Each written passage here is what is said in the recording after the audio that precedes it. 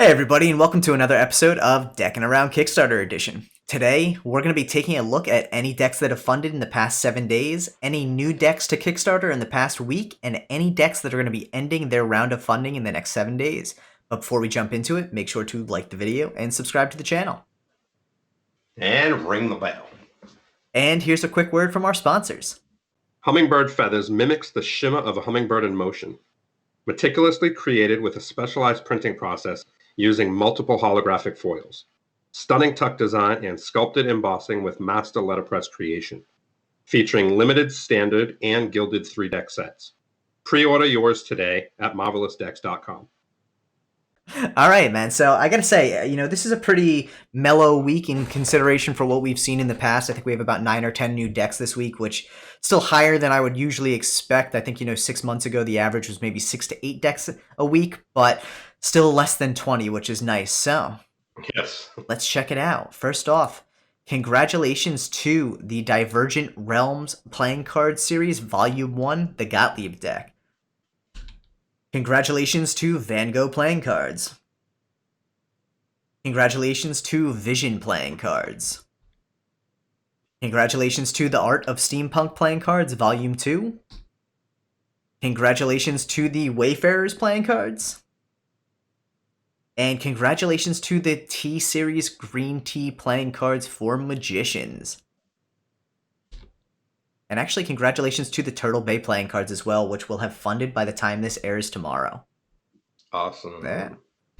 So, ending in the next week, we have the Wild Playing Cards, the Card Music Tips on Your Portable Deck, the Molinos, the Black Wind Project Illustrated Art Deck, the Red Fox Playing Cards V2. Crush. Yep. The 5D deck.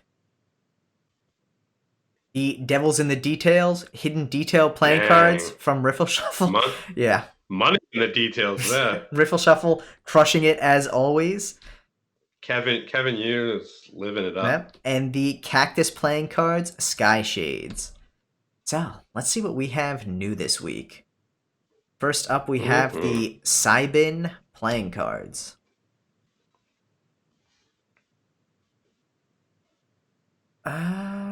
Interesting.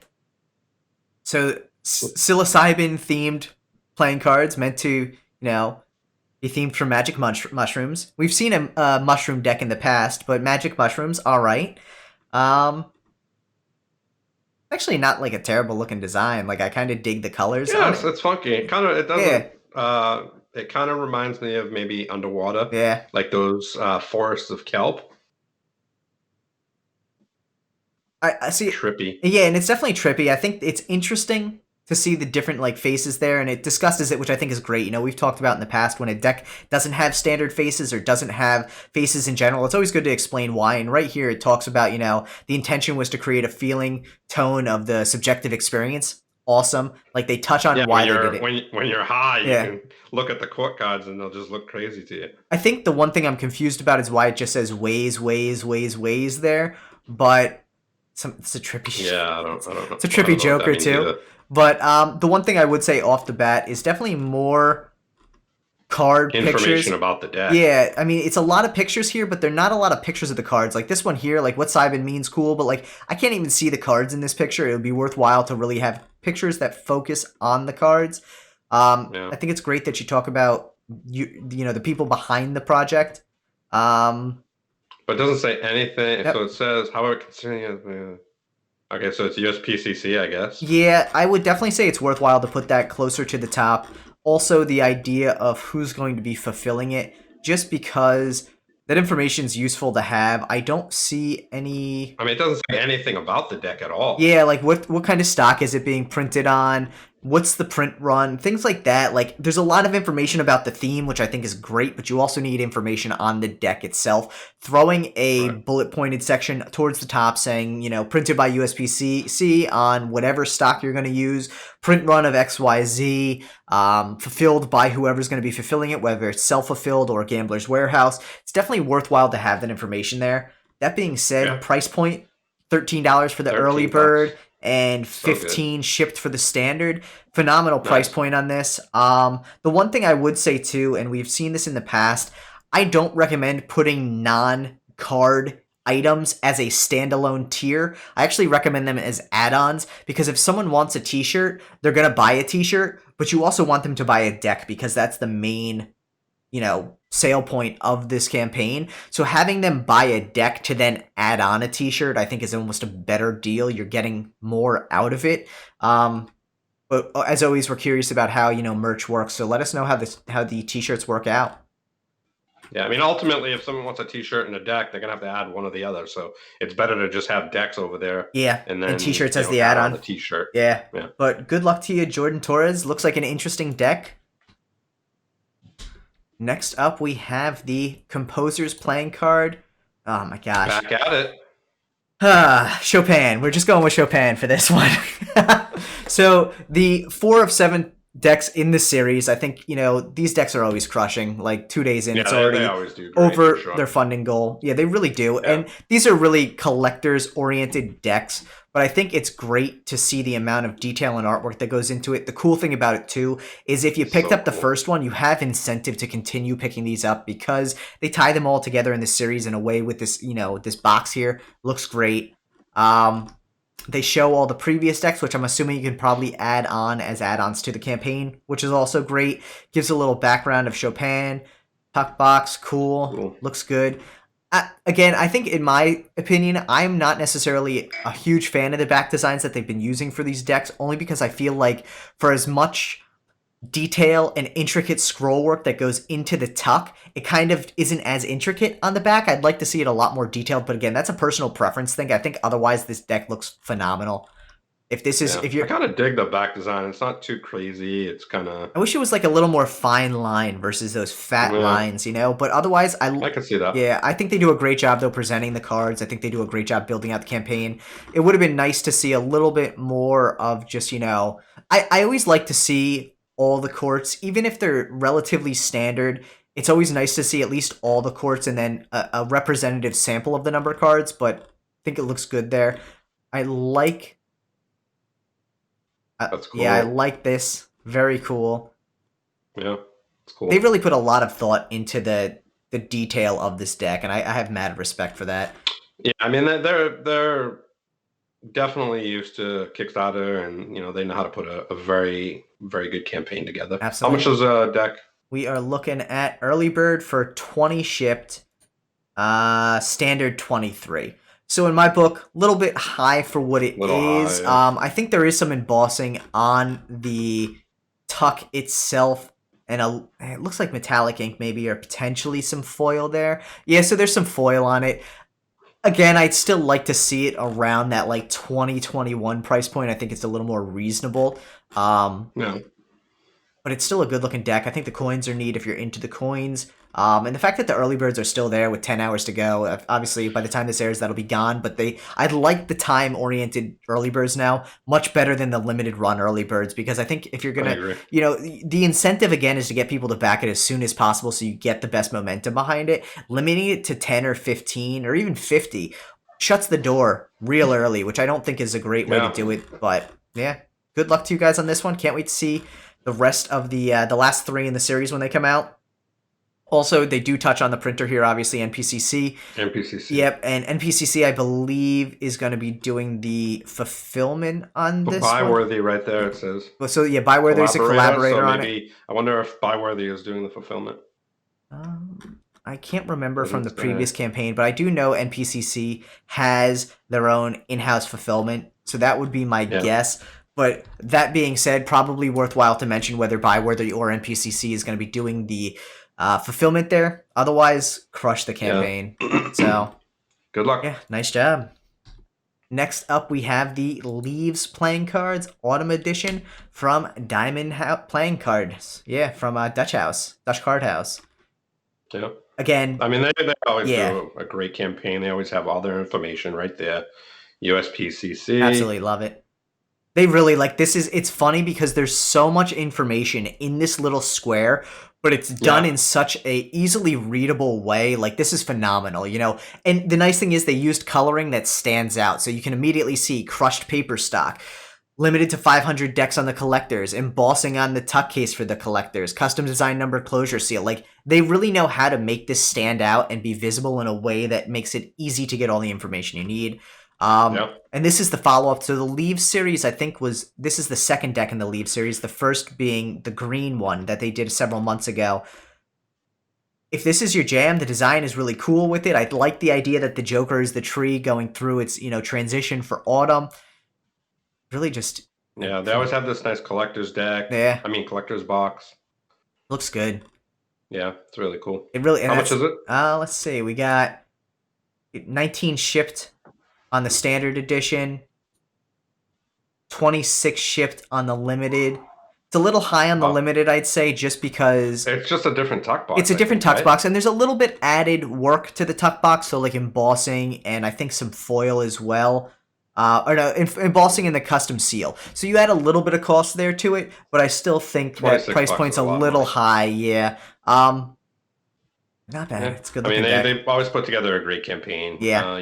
Other than that, Yeah, and honestly, whether it be this one or the Diamond decks or the Paisley decks, like perfect, sitting right there. Gambler's Warehouse for the shipping. Yeah, Dutch Card House really knows how to do their stuff. They make great campaigns. They're another one in my book who are up there with Riffle Shuffle in the way that they have a formula that works for their campaigns. So good luck. Good luck to you guys, and can't wait to see this one. I mean, this one's probably, already funded significantly, so can't wait to see this one, hit its goal and get fulfilled. Next up, we have the Paisley Owl Collector Playing Cards. Interesting. Out the gate, I'm going to tell you, I kind of dig the back design here. It reminds me of like an old Paisley tie or like a Paisley bandana. You love Paisley, homie? I do love Paisley. Goal is a little bit definitely low. Super creative. Not my jam, but it's definitely creative, and it's crazy because we've had this conversation before about Paisley's such a standard pattern, and it's really cool to see another deck come out that is Paisley but look nothing like all the other decks that have come out. So, and here's an interesting thing I have to say, like. Immediately out the gate, like to me, the goal's a bit low. So I'm curious already who the printer is. It's an interesting. So there's a cardistry and a normal version, but to me, it looks more so like it's a color difference. Gold, red, and there's 3 colors. Blue, red, and gold. So yeah, and like for me, like I'm also now very confused as to what's actually being offered here. Because it sounds like you have 6 potential decks. And with the 2,500 gold, that's a lot of decks for not a lot of money. That tells me that it's going to be expensive, too. Well, but it doesn't look like it is, but... Yeah. That kind of looks like a DeVoe deck. It does a little bit. I actually dig the fan, but I like the styling. That Ace of Diamonds styling is really good looking.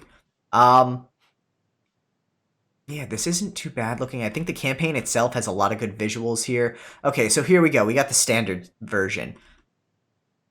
So from what I can tell, the difference there, if you take a look here, the standard versus the cardistry has the little fanning elements on it, which look like their face changes more so than back to... Oh no, they're basically lines and triangles on the back and the faces, which... distinguish it. I don't know necessarily that really is a selling point, but I think, I mean, I like the design. I like the back design. It's very busy, but I think it works. That blue is straight fire. Yeah, here you can see the difference between the 2 versions. But I think, again, for 2,500, 6 deck variations, that's a lot. Like, I'm genuinely, like, curious as to what the game plan is here. Even if you're printing to order through someone like NPC, like, again, either high price or high price on the deck per cost, or your goal should be higher. So, quality. Made by Make playing cards, beta finish. which their linen beta finish, you have a minimum 1,000, don't you? Um, yes, I believe so. So if that's the case, like you're looking at 6,000 decks for $2,500. Like that's not realistic. Um, Yeah, I mean, it's not. e- They also might be just, um, putting it through as prototypes, maybe. yeah. So the other thing here I'll say is, okay, cool. You mentioned the manufacturer. You mentioned that you're going to be doing fulfillment yourselves. I would duplicate that information to the top so it's a little easier to find. Price point on the deck for the standard of the cardistry, 19 shipped. Not bad for the intricacy of it. Probably better in that 16 to 18 price point because then you're going to be hitting more on the people who would use this for a poker deck or a cardistry deck. Right. Price does go down a little bit for getting more decks, but again, that goal to me just stands out significantly for what the offering is. That's something where it might be worthwhile to discuss why the goal is so low. Mm-hmm. Or are you only planning on actually printing 50 of each? And if that's the case, maybe that makes a little more sense, but that's something that still should be mentioned in the campaign itself because then it makes it a little more understandable. But good luck to you guys on it. Look, I mean, I don't think for that finish, I don't think you need to get 1,000 actually. Yeah.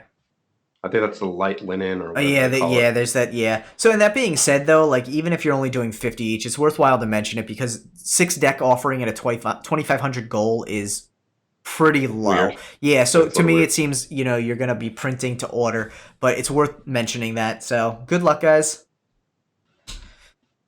Next up, we have the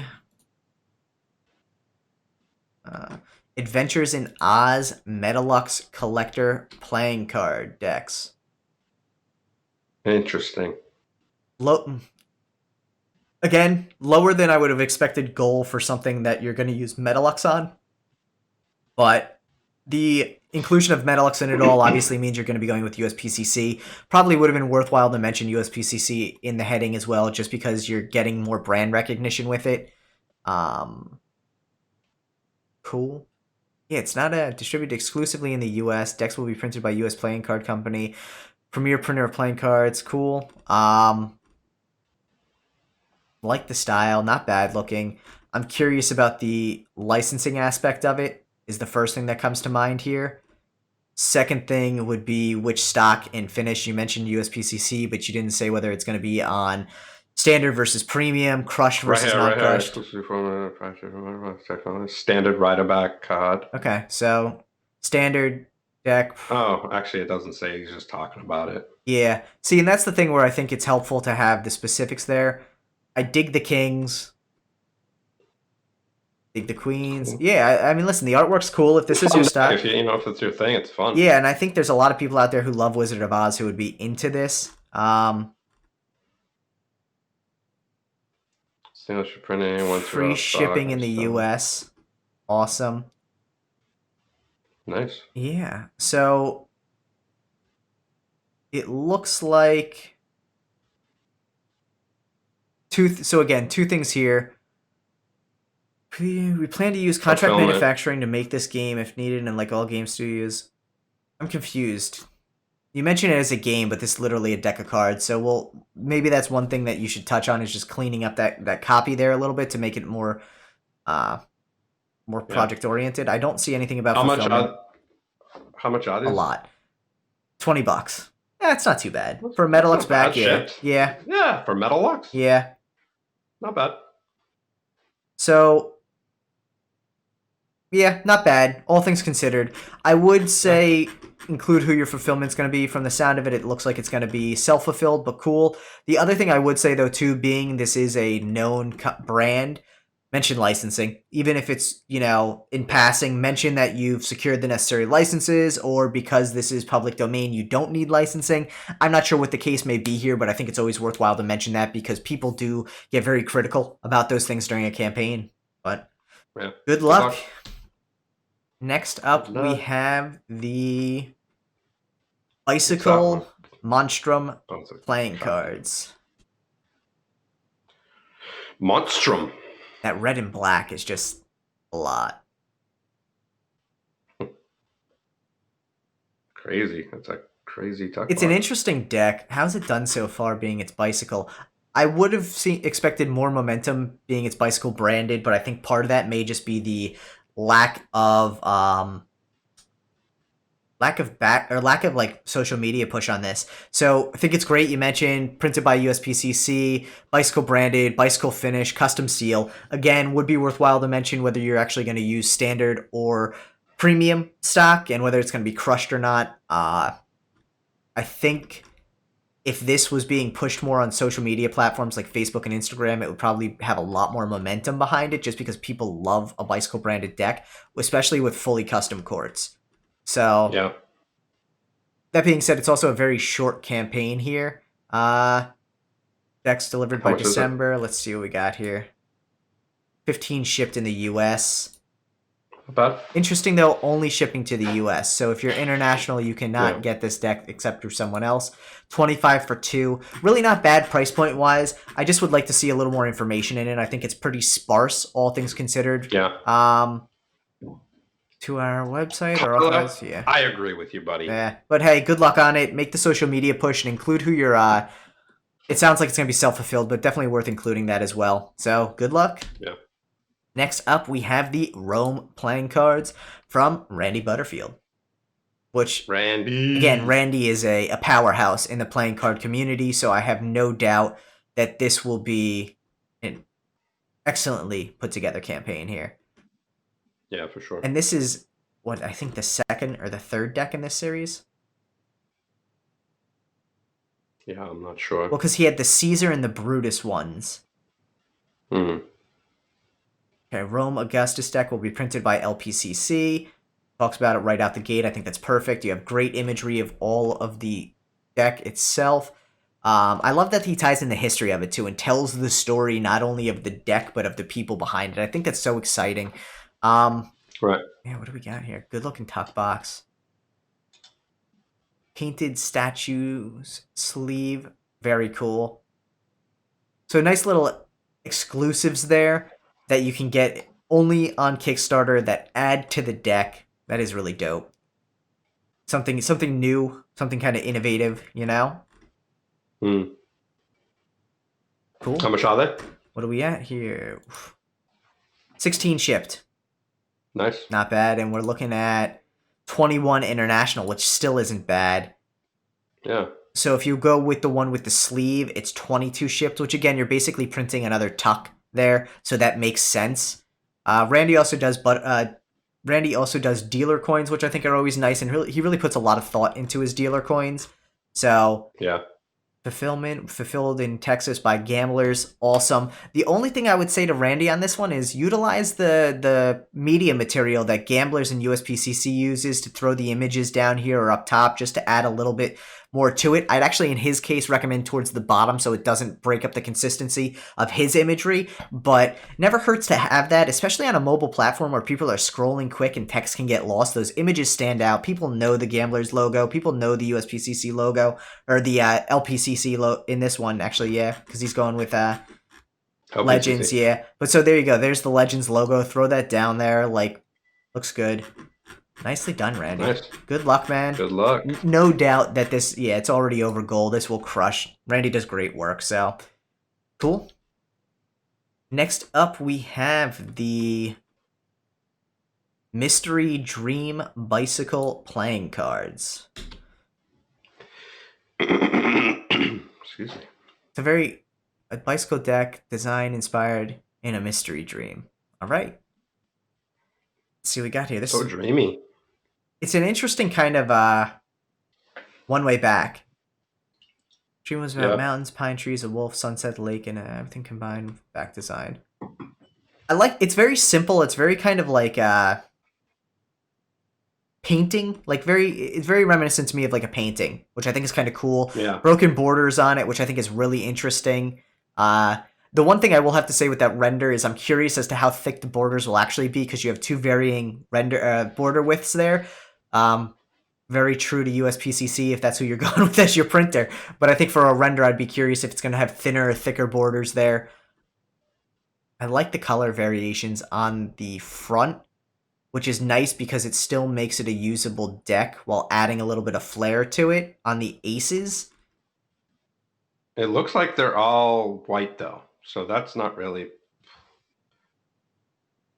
Yeah, that's But I guess it's black and white there. But if you go up, looks yeah, like the spade and hearts are white, and diamond. They're all white. yeah. But if you go down, they're not. I don't know what you yeah, they are. They're all white. Yeah. Where are you seeing them not Okay. white? Oh, the two kings right there. Uh, But I can't. they're they're It's blurry. they're white also. It's just that they there's no coloring in the pips themselves, which Yeah, so you can't play them. yeah, I like the simplicity of it, and I think the fact that the outline of the pips and the border of the cards themselves are the proper color to some extent makes it a little easier. But yeah, that does make it a little bit tough for quick recognition in poker. I do like the artistic style of this, though. I think it's very like hand painted, good looking fan, printing and fulfillment, USPCC, Gambler's Warehouse, awesome. Nice. Got the imagery there, perfect. I think a little bit more text throughout and a little bit more pictures of the cards themselves on a wholesale level would have been valuable, because it looks like here from the 10 of diamonds that the pips are filled in on the number cards but not the face cards, and that's the only opportunity we have to see a number card there. If you're going to do this much of a customization to the look of a deck, you want to show all the cards, no question about it. Price point, we are looking at 21 shipped. So that's a little pricey for what it is. Again, the bicycle branding probably adds a little bit to the cost, but ultimately this should probably be in the 16, yeah, 16 range, maybe 17, 18 high end. But other than that, I think it's got legs on it. It just needs a little bit more kind of oomph to it. Yeah, that's a high goal. 13,674.